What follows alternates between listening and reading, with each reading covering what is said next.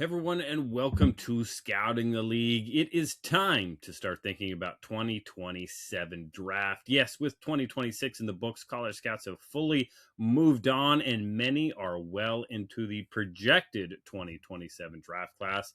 As we start our 2027 draft series by looking and talking about who will probably be the consensus number one player going into the year. He may have been number one this year. That is, of course, wide receiver from Ohio State, Jeremiah Smith. As I plan to do each Tuesday for the foreseeable future, we will look at some film, talk traits, and what they will hopefully do this fall to ensure a big grade. Players you want to hear about, you know where to go. Find me at RightStepADV. Drop the player's name, school in that comment, and hit me up. We will start talking about those. As you are there, make sure you like, subscribe, share this podcast everywhere you're listening and watching. Apple Podcasts, Spotify, or YouTube. Hit me up on Twitter at RightStepADV. Of course, my website, rsafootball.com. If you're a scout or aspiring scout, make sure you check out everything we have for you over at thescoutingcommunity.com. And make sure you check out our partners over at bluemaca.com. Code scouting20 at checkout for the insoles that will upgrade every pair of shoes you have. You drop that discount code in there, scouting20. Let them know we sent you. Get a little discount. Tomorrow, we talk money and private equity with Parker Graham of Vestibule. Neil and Parker, sit down, really fascinating conversation about where college sports is, where the money's coming from, and what it will all mean moving forward. Make sure you don't miss that one. Really excited about guests we have coming up, our Tuesday 2027 draft series, and everything we are bringing you this summer. But today, it's all about a really good player, really special player where, hey, it becomes one of those guys, not a ton of holes in this guy's game, has consistently met or exceeded expectations. Expectations certainly matter. That is in the draft. That is, scouts going into the schools, what schools ask for guys to do. Jeremiah Smith has consistently met or exceeded those expectations, from being a unanimous 5-star, being the number one player in the class, having a role really early on. He has consistently done everything he's needed to do. A really special player. Again, when you're talking about 6'3-ish, we'll see where he measures at, 223 weight listed. He looks that big. Again, there's guys like, okay, he's clearly listed bigger than he actually is. Maybe a little shorter, maybe taller. Again, this guy looks every bit of 6'3", 223. Will be really interesting to see. Again, how does he continue to shape his body as he grows, matures, gets stronger? Does he trim down, gain speed, gain some wiggle? We'll talk about all that as we go. But again, let's go ahead and throw up some film, because again, we're going to get to watch it as we talk about it. With Jeremiah Smith, we're just going to throw on his targets from this past season so you can enjoy those as we're talking. But with Jeremiah Smith, you're talking about a guy that plays all over the formation. Again, as you get through your film, as you're going through wide receivers, again, head back, listen to our scouting trait series that talked about Mondays back in the archives. Again, you got to figure out where they line up. Is this guy an X? Is this guy a Z? Can he move to the slot? Where does he move around? Again, this is a guy, Jeremiah Smith, can do it all. Naturally an X wide receiver, but again, he is a good enough route runner that he can play in a Z role. He can certainly be that premier guy on both sides. Now, they also get him to the backfield. He's not going to live there, but again, he creates issues when you start talking about what, especially a college defense, is going to do to roll coverage to match him. Again, in the NFL, you'll maybe see a team match their best corner. Again, you get Jeremiah Smith moving all over, it can create some issues. He's not going to be a typical slot quick guy. Again, he can certainly play from the slot. You rely on his hands. You like the big frame in there. Again, possession type snaps and everything like that. So again, he's going to be able to play all over. He's got strengths in every one of these positions. With wide receivers, as we talk about those position-specific factors, hands, release, routes, run after the catch, blocking, it all starts at the line of scrimmage, though, as we start building it out. Again, hands, we'll talk about those. But again, let's start at the line of scrimmage with his releases. This guy, what is his initial movement like at the line of scrimmage? He is more of a power and burst guy, but he can get vertical. He's got good hands. He's got good understanding how to stem guys at the line of scrimmage. He does very well beating guys up. Again, the size can make it tough for guys to want to get up in his lap and really press him. He's got enough flexibility and bend to shoulder through. He's got, sufficient to good burst and acceleration. This guy can eat it up, though, start open up that stride. Very good to excellent level speeds. As he gets into his route, this guy's a good route runner, very good in some areas. This guy's maybe not going to run the short and intermediates, probably maybe at a good to very good level. But again, his elongated stuff, his deep digs, some of the stuff on the sideline verticals where he's really elongating stuff, allowing him to stem routes.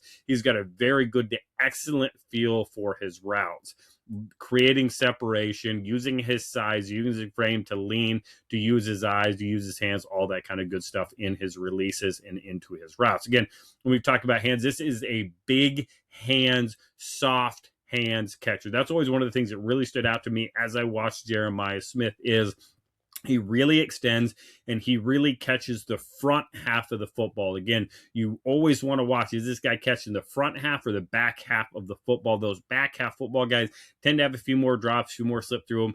His big hands, really excited to see what Jeremiah Smith's hands end up measuring, because I think they're going to be big. I think they're going to be in that excellent to rare size category where, again, just not a ton of guys with big mitts like this reach out, extend, catch the ball. Again, with his hands, he's catching away from his body. He knows when to body it up. He knows when to catch in traffic over the shoulder, when to pluck it, when to reach, extend it, and get it, tuck it in tight, and get up the field. Again, on the sideline, obviously, we know he's very good on the sideline, very good at the back pine line. Again, whether it's that one-handed catch, whether it's bodying up, going, bring it into the frame, this guy can focus on the ball. He knows he's going to see single, double coverage. He's going to be catching it in tight windows. He does all those things well.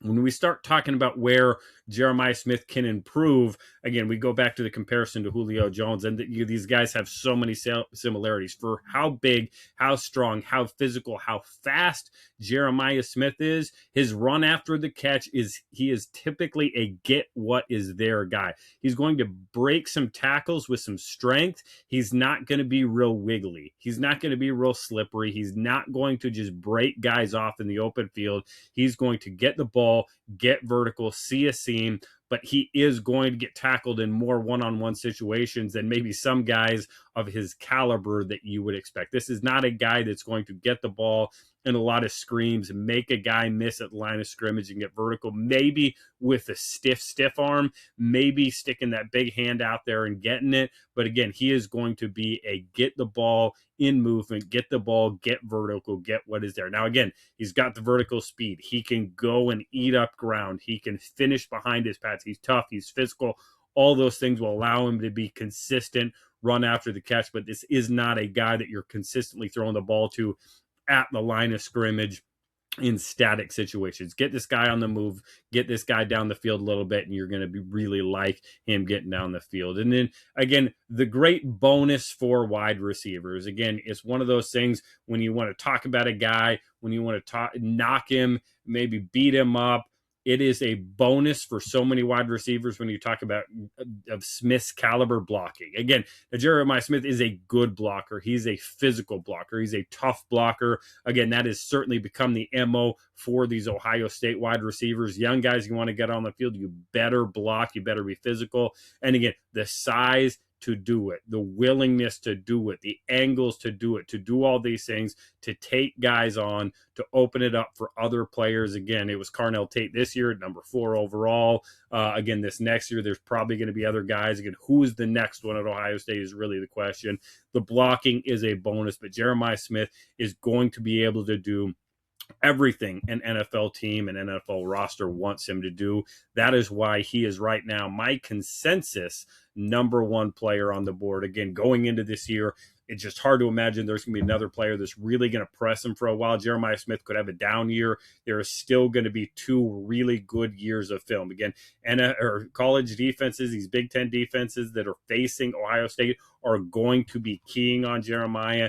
They're going to be really focusing on him. We're going to see coverage roll to him. Again, I fully expect this offense to find ways to get him the ball when it matters, when the time comes. But again, you can't force it. His plays are going to be big plays. They production totals may be down, but again, I still think the yard per catch is going to be really up there. And again, his expectations. What are the expectations going to be? This guy that's had the spotlight on him. He's continued to be the guy that Ohio State needs him to be, and I expect that to happen in 2027. That is why he is my number one player going into the year. But again, who are the challengers? Who do you think could challenge him for the number one overall player? Again, maybe Jeremiah would not have beaten out a Fernando Mendoza for that number one spot. We know what quarterback means. Maybe Arch Manning to a quarterback needy team. Maybe one of these other quarterbacks that's going to be in this class vying for that number one spot could be the guy. Maybe his teammate Julian Sayin wants to challenge him for that number one spot. We're going to see it. But who do you think these players are? Hit me up at Right Step ADV. Let me know. We'll look at the players. We'll talk about them. We'll talk through their traits. We'll look at some film. We will do all of it as we're scouting them. I want to know who you want to hear about. Otherwise, I'll keep bringing the players every week that we will have. Tuesday Scouting is here for 2027. Make sure you check out our episode with Parker Graham tomorrow. Neil and I sit down, talk private equity and the money in college sports.